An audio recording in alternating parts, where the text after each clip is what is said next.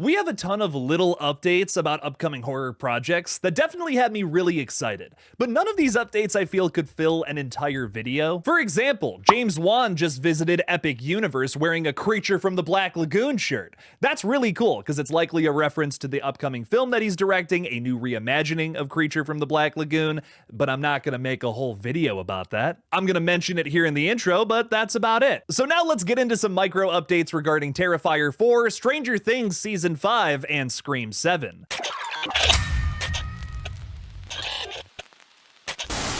Hey everybody, I'm Killjoy Jake, and instead of having friends, I have horror movies. Kicking off our micro updates here is talking all about Stranger Things Season 5. This is a micro update for sure, because during the To-Doom event that happened last night live on Netflix, they showcased some new footage from the upcoming series, as well as some very interesting release dates for the overall season, which happen 3 different times throughout the year. The rest of this trailer just flashes back to previous seasons, so there's just not a whole lot to talk about there. This is likely because the post-production team is still rendering some of the shots. I mean, don't forget, they still have many months before November of 2025 when the first part of this season drops. Going all the way back to season 4, I guess the post-production team was still rendering shots minutes before it went live on Netflix. That has to be so stressful. If they're in the same situation here, which I wouldn't be surprised by, Godspeed, my friends. Let's talk a little bit about those release dates though, because there's 3 of them. Season 5 Volume 1 releases on November 26th, basically Thanksgiving this year. Volume 2 releases on Christmas Day, and the series finale drops on New Year's Eve. Damn, so Netflix is really just trying to make me bawl my eyes out on some of the biggest holidays this year, huh? Y'all are doing us dirty with this one. The trailer doesn't detail this, so I do want to clarify that Volume 1 will feature the first 4 episodes titled The Crawl, The Vanishing of Blank, The Turnbow Trap, and Sorcerer. Volume 2, released on Christmas Day, will feature the next 3 episodes, including Shock Jock, Escape from Kamazatz, and The Bridge. Finally, the series finale will drop on New Year's Eve, titled The Right Side Up. Man, I already have some theories regarding those episode titles, and I just know that they're gonna get the waterworks going. I cried like a little girl watching the ending of Season 4, man. Rest in peace, Eddie. The little pieces of new footage that we got showcases a grown-up Holly, who seems to be a big focus this season,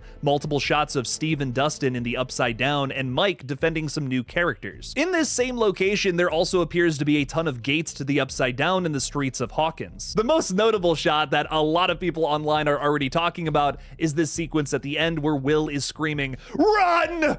Run! Run!"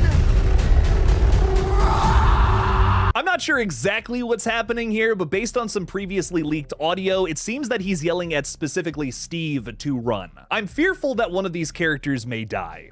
Something else that caught my eye premiering at the To-Doom event last night on Netflix was the new trailer for Del Toro's Frankenstein adaptation, and oh boy, it's glorious. Said to be a more faithful version of the story, legendary director and Frankenstein superfan Guillermo del Toro is clearly bringing an epic, fantastical film to life here in November. There is so much to love just from the look and feel of the trailer, but we have to talk about this stellar cast. The film is led by Oscar Isaac, Mia Goth, Christoph Waltz, Rafe Ineson, and Jacob Elordi playing the monster. Whew, that might be one of the best cast lists in a horror film all year. Damn! As a huge fan of the original Frankenstein and Bride of, I have always wanted a modern adaptation that does the original story again, but done well. Something similar to Bram Stoker's Dracula or Nosferatu from last year in comparison to those classic flicks. This appears to be that, man. I've never been a huge fan of Mary Shelley's Frankenstein from '94. It couldn't even be saved by a Frank Darabont rewrite and ended up being a frantic mess. I do really enjoy this little flick called Depraved from 2019, however. It's a modern-day depiction of a similar story taking place in Brooklyn, but I'd also love a modern-made period piece of this one that feels competent. Del Toro's rendition, I think, is going to scratch that itch. The trailer has that uniquely whimsical yet gothic feel that only Del Toro can deliver. There's a tease at the monster at the end too, but just like Nosferatu 2024's marketing, they're mostly keeping him hidden for now. We'll see Frankenstein's monster when this one drops on Netflix sometime in November, and dear God, give this this one a theatrical release. Are you kidding me, Netflix? Put this one in theaters. Next up is Terrifier 4, and this is gonna be an ultra quick one because Damien Leone just gave us a really interesting tidbit about the final film. Talking with my buddy Chris over at 3C Films during Texas Frightmare weekend, Leone revealed that Art's backstory will be shown to us in the first 15 minutes of the new film. This is really exciting, of course, but it does sound really similar to the way they approached the opening sequence of Terrifier 3. That flick showed us one of the craziest deaths that happens later on in the flick, right at the opening, and then cuts to where we left off in the sequel. Maybe the fourth film opens with Art the Clown's backstory, how he was burying all those kids in the basement of that house back in the 90s at some point. And then we flash forward to modern day, where Art the Clown is likely sawing off Phil Falcone's head on that bus. No way are those characters making it off that bus alive. That's just my guess for now until we get another big update, but I am so excited to see this one, likely dropping in October of 2026. At least that would follow the release schedule of the last two films. Finally, let's get into some Scream talk, baby. Now, the title of this video is something along the lines of horror updates that have me really excited.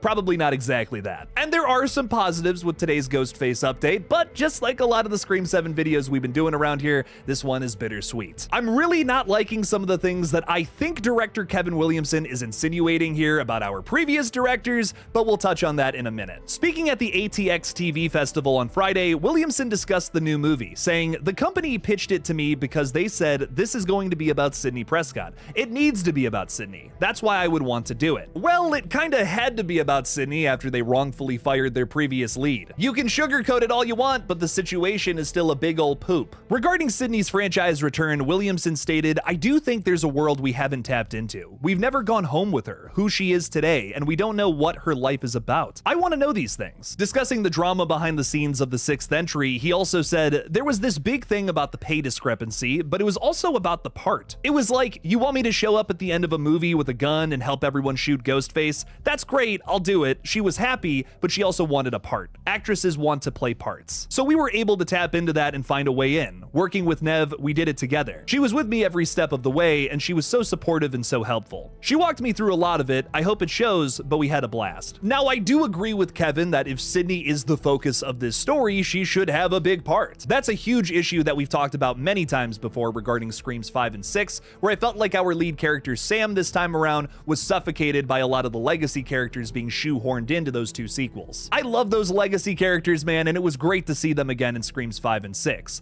But I do feel that those films would have been way stronger had it just focused on what was right in front of them, the fresh things happening, and left the past behind. Most franchise fans weren't even crazy about what they did with the legacy characters anyways. I still see people complaining about Dewey's death. The problem I have with Kevin's comments here, and maybe I'm just taking it the wrong way, is he seems to be making Nev's pay dispute all about the creative team from the previous entries. Just a reminder, Radio Silence or the writing team behind the last two movies had absolutely nothing to do with that. That's not how these deals work. Kevin's basically putting words in his lead actress's mouth here, saying she didn't take the part due to a lack of screen time. Nev never said that. She said it was because the studio didn't pay her enough, and she felt that if she was a man, she would have been paid more, similar to like Tom Cruise's situation in Mission Impossible. It's really hard for me to take this comment any other way. The thing that really sucks about it to me is that Kevin wouldn't have this directing deal if it wasn't for the fresh blood that resurrected his previously dead franchise. I don't know, man, if I was in his situation, I'd personally be a little more thankful for them. In Kevin Williamson's defense, I'm sure they're trying to get away from a lot of the bad juju that happened behind the scenes, but in my opinion, this is not the way to do it. Besides the weird tone of the comment, overall, I do think that this is a positive thing. They're finding ways to make Scream 7